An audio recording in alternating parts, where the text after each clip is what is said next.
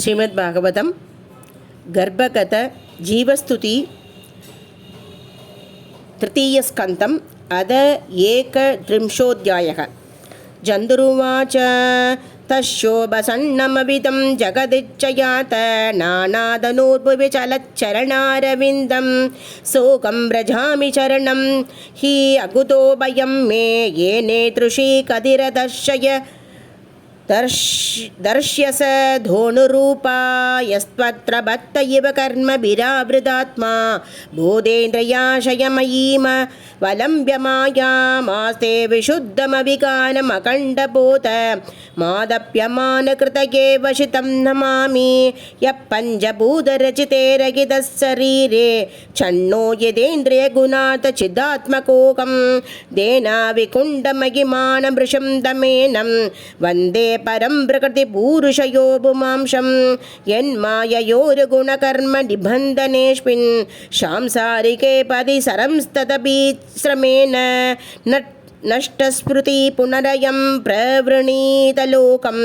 युग्यागया भगदनुग्रहमन्दरेण ज्ञानं यदेतत् अददात् कथमस्सदेव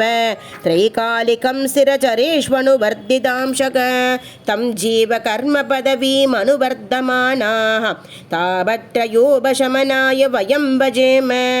देक्यन्यदेकविवरे जडराग्निना शोक वीन्मूत्रकूपपतितो वृषशतसप्तदेहग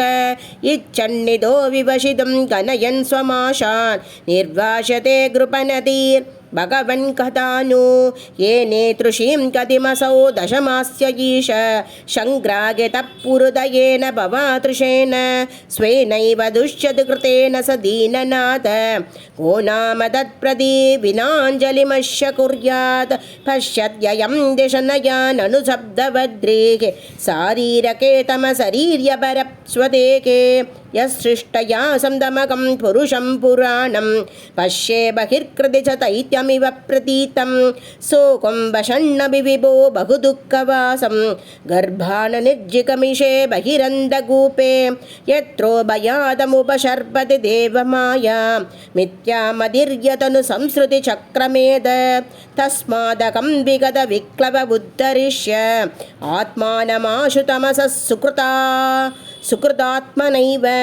भूयो यदा व्यसनमेदधनेकरन्ध्रं मामे भविष्यतु शादितविष्णुपादक श्रीहरये नमः श्रीहरये नमः श्रीहरये नमः। गोपिका जीवनस्मरणं गोविन्द गोविन्द। सद्गुरुनाथ महाराज की जय।